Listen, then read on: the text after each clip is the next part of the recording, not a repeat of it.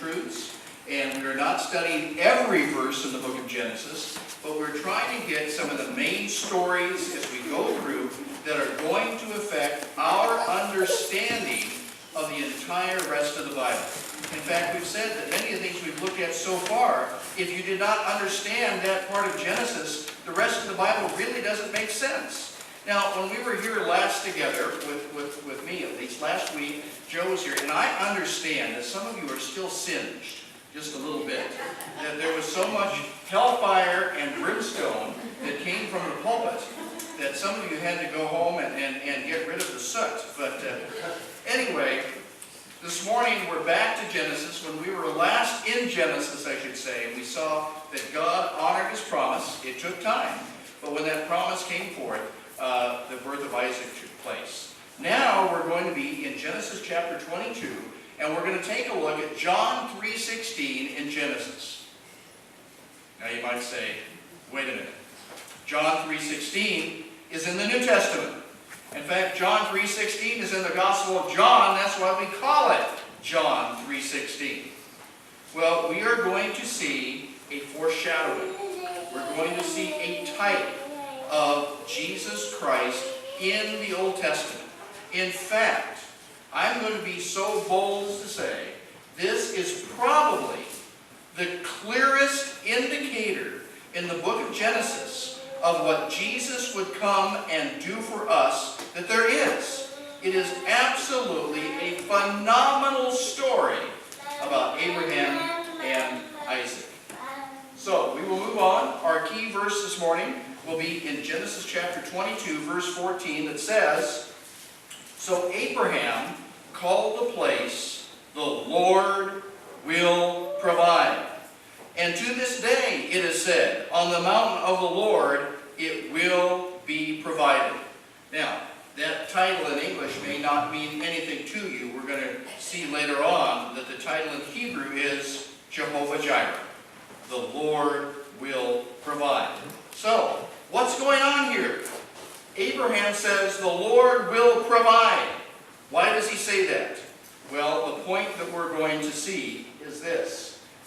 As Abraham was willing to offer up his only son, God did offer his only son. At the end of our study this morning, we're going to take a look at some parallels between Isaac and Jesus. And the parallels are absolutely astounding. And hopefully, at the end, you'll understand why I say what we see here is John 3:16 in the book of Genesis. All right, the question then that I need to ask myself is this. Do I have the faith of Abraham? Now, we've already seen that Abraham is not perfect. He is human just like you and I. And he made mistakes. God did not choose Abraham because he was perfect. But we are seeing that Abraham is a man of faith. And the book of Hebrews confirms that, especially when we talk about the story in Genesis this morning. And so, two things we're going to see this morning. Abraham obeys and God provides. Now let me say this much. The second is dependent upon the first. The second could not take place without the first. God provided, but it was only after Abraham obeyed. All right? So let's take a look at this morning. First of all, Abraham obeys. Abraham obeys what? Now, we've already seen God told him to leave the land that he was living in and go to a place that he did not know. He did. God promised him that the family would come, and Abraham and Sarah were childless. They could have no children. We talked about the whole Ishmael affair that never should have taken place, but it did. And now we've seen that God has honored his promise. Isaac is born, and last week we saw that Hagar and Ishmael leave the family. They're no longer apart. And so now they have a child. And in a sense, because there is only one child in the home, only one son, now Isaac becomes Abraham's only son. So with that in mind, we go to Genesis chapter 22, verse 1, where it says this. Sometime later, God tested Abraham. He said to him, "Abraham." "Here I am," it's interesting that there is no indication that Abraham had a question as to who was speaking to him. Okay, there were multiple times now when God has revealed himself, and is it possible that Abraham is actually attuned to the voice of God? He didn't say, "Who's there?" He didn't say, "Who are you?" He said, "Here I am." He was ready to respond to God. Now verse 2. Verse 2 sets up the rest of the story. Verse 2 is absolutely appalling. Verse 2 is unthinkable. When we think about God, when we think about the Bible, when we think about true religion, verse 2 should blow our minds. Because it says,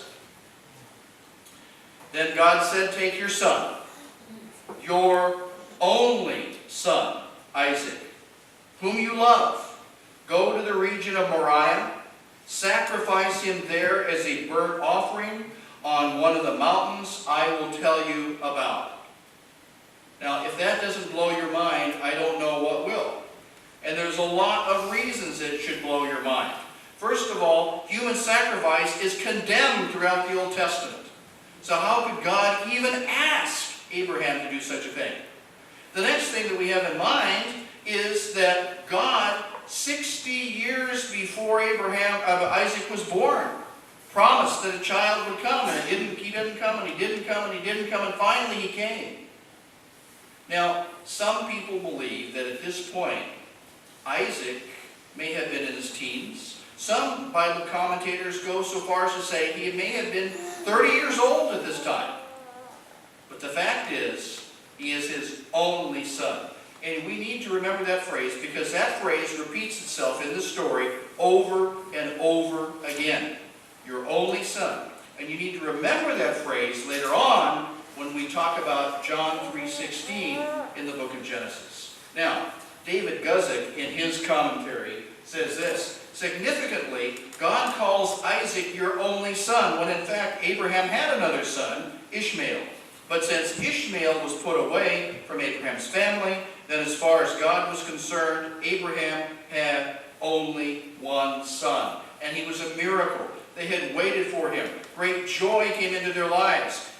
Isaac is named Laughter. They both laughed when God told them they would have a child. There was laughter when he was born. He was the pride of their life. He was their only son, their only child at this point." Another interesting fact that I never knew. This is the first mention of love in the Bible. And it is the love between father and son, and connected with the idea of the sacrificial offering of the son. Check it out. Go back and go all the way to Genesis chapter 21 and read through Genesis chapter 22, and you'll never see love mentioned. Now, love is implied, but it's never mentioned. And so, not only is Isaac his only son, but he's the son that he loves deeply. He's committed to. Now, if you were Abraham, what would you do? Would you say, "God, I'm sorry, I think we have a bad connection. I didn't understand that. You want to repeat that?" Would you say, "God, I can't do that. You would never ask me to do such a thing"? Would you say, "God, forget it. I'm not going to do it. You've asked me to do something that is just too far and above, beyond what I should do"? Well, let's go to verse 3. "Early the next morning, Abraham got up and saddled his donkey. He took with him 2 of his servants and his son Isaac. When he had cut enough wood for the burnt offering, he set out for the place God had told him about." As far as we know, he never questioned why. He never questioned anything. He never objected. He simply obeyed. If there is any of the other, it is not recorded in Scripture. God simply recorded that Abraham got up and obeyed. Why? Well, we're going to see later in what the book of Hebrews has to tell us about. Then verse 4 is significant. Remember I told you earlier, the phrase "only son" repeats itself? Here's another phrase you need to remember later on when we get to John 3:16. on the third day. Abraham looked up and saw the place in the distance. Now, what is that place? What is the region of Moriah, Mount Moriah? It is modern-day Jerusalem. It is where the Temple Mount stood. And we're going to talk about another significant event that happened right there in the region of Moriah. In fact, when you go to Israel today and you go to Jerusalem, the temple does not stand on the Temple Mount. The Dome of the Rock does. You go to the Dome of the Rock, and the Muslims will tell you, the Jews changed the story. Abraham did not go to offer up Isaac. He went to offer up Ishmael. And he did it on this rock. And so when you go in the Dome of the Rock, it's circular, and in the middle is a large exposed rock where they believe that Abraham went to offer up Ishmael. The Jews say that the temple sat over that rock, and that is where the Jews came to offer their sacrifices to the Lord. All right, so let's move on. The plot thickens. Verse 5.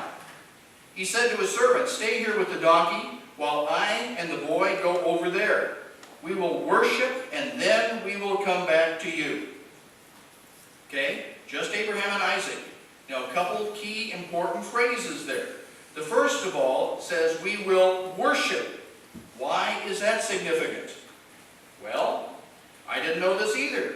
This is the first use of the word worship in reference to God in the Bible. Did you know that? Here in Genesis chapter 22, you and I come to a worship service. Okay? Worship is implied from Adam and Eve on, but this is the first time it's used. The Hebrew word shachah simply means to bow down. While Abraham and Isaac did not go to the mount to have a time of joyful praise, they did go to bow down to the Lord. Now, the other significant thing is that Abraham said, we will worship, and then we will come back to you. How would that be possible if Isaac was to be a burnt offering, not only killed, but consumed in the fire? Well, we're going to talk about that more later in what Hebrews has to tell us. Let's move on. The plot thickens. Verse 6. Abraham took the wood for the burnt offering and placed it on his son, and he himself carried the fire and the knife, and the two of them went on together. Now, verse 7. The first indication that Isaac wonders what in the world is going on. Isaac spoke up and said to his father Abraham, "Father." "Yes, my son," Abraham replied. "The fire and the wood are here," Isaac said, "but where is the lamb for the burnt offering?" A logical question. He understood what sacrifice was all about. He understood that they were going to go and then they would have a fire, but a lamb had to be sacrificed. But yet there was no lamb. Verse 8 of chapter 22 has to be one of the most faith-filled statements in the Bible. Verse 8. Abraham answered, "God himself will provide the lamb for the burnt offering, my son." And the two of them went on together. That was faith. Now, first of all, take that phrase in the context of what immediately take place. But then remember that phrase. I've already said, remember the phrase, only son. I've already said, remember the third day. Remember this phrase, God will provide the lamb, later on as we come to John 3:16. All right. Guzik says this, Abraham knew God would provide a sacrifice, but where? Where was the lamb? The question had been asked by all the faithful from Isaac to Moses to David to Isaiah, all the way to the time of John the Baptist when he declares in John 1:29, "Behold, the Lamb of God who takes away the sin of the world." All right, verse 9. The plot thickens. When they reached the place God had told him about. Abraham built an altar there and arranged the wood on it. He bound his son Isaac and laid him on the altar on top of the wood. Then he reached out his hand and took the knife to slay his son.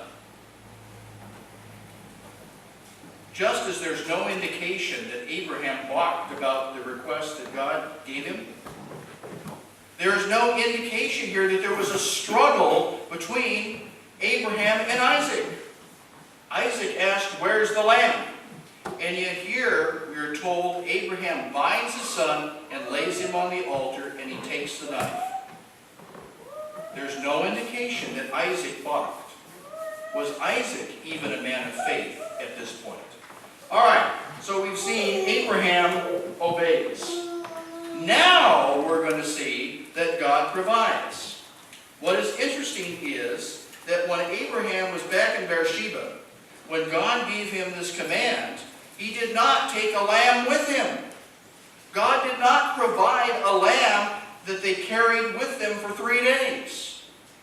But when the altar was built and the wood was there and Isaac was on it and the knife was in Abraham's hand, then and only then did the Lord provide. Verse 11. But the angel of the Lord called out to him from heaven, "Abraham, Abraham, here I am," he replied. Now, there's several interesting things about this statement. First of all, it says, the angel of the Lord. Okay, for those of you who have been with us throughout our study of the book of Genesis so far, generally, when we see the comment, angel of the Lord, who do we believe we're talking about? A pre-incarnate appearance of Jesus Christ, God the Son. So this is not just the voice of God, the Father speaking, but presumably this is the voice of God the Son speaking. Keep that in mind when we come to the end of this study. Okay, you're getting pieces of a puzzle. Okay, hold on to all those pieces. Don't drop them, because at the end we're going to want to put all those pieces together. Interestingly enough, he doesn't call Abraham just once, but twice. And Abraham readily replies, "Here I am." Interestingly enough, that is how he responds to the voice that he has recognized. Verse 12. Finally, a bit of relief. "Do not lay a hand on the boy," he said. "Do not do anything to him. Now I know that you fear God, because you have not withheld from me your son, your only son." Theologians can argue until that proverbial cow ever comes home. I don't know where that cow is, but he's been wandering around for a long time. But they can argue forever, did God ever intend for Abraham to sacrifice his son? Okay? Some say, if he never intended to, then it wouldn't have been a true test. I don't know. Okay? I'm not going to answer that question. That question is above my pay grade. Okay? I don't know. But I do know that God stopped him, and God said, "Now I know." Not before he obeyed, but only after he obeyed did he understand. And he understood that Abraham was willing to sacrifice his son. Which son? Your only son. Remember, keep that piece of the puzzle, because we're going to put it together later. Okay, let's move on. Verse 13. Abraham looked up, and there in the thicket he saw a ram caught by its horns. He went over, took the ram, sacrificed it as a burnt offering instead of his son. Is that a coincidence? I don't think so. I believe that that was a divine appointment. God sent that ram. God allowed that ram, or caused that ram to be caught in the thicket at just the right moment, on that mountain, on Mount Moriah, so when Abraham needed the ram, there was the sacrifice instead of his son. And so, verse 14, going back to our key verse. So Abraham called that place, what? The Lord will provide. What did he say to Isaac earlier? The Lord himself will provide. And to this day it is said, on the mountain of the Lord it will be provided. most people believe that Moses was the one who wrote the book of Genesis, recording all these stories so the people of Israel would have it in writing when they went back into the promised land. So in Moses' day, the region of Mount Moriah was known as the place of the Lord will provide. Now, what is that name? Again, it is significant. Abraham called it the Lord will provide, which is Jehovah Jireh. In this mount it shall be provided. And I'm sure that many times as you've sung hymns, or you've read poems, or you've read books, the term Jehovah Jireh is used. That's what it means, and that's where it came from. You know, there's an interesting study. There's even a book in our library by Stone called The Names of God. One of them is Jehovah Jireh. And every single one of those names has a story attached to it. This is the story of Jehovah Jireh. Now, what is interesting is this. Abraham didn't name the place in reference to what he went through. He didn't name it Trial Hill, or Agony Hill, or Obedience Hill. Instead, he named the hill in reference to what God did. He named it Provision Hill. He named it knowing God would provide the ultimate sacrifice for salvation on that hill someday. So, moving right along, verse 15, the angel of the Lord called to Abraham from heaven a second time and said, I swear by myself, declares the Lord, that because you have done this and have not withheld your son, your only son, I will surely bless you and make your descendants as numerous as the stars in the sky and the sand of the seashore. Your descendants will take possession of the cities of their enemies, and through your offspring all nations on earth will be blessed because you have obeyed me. Verse 19. Then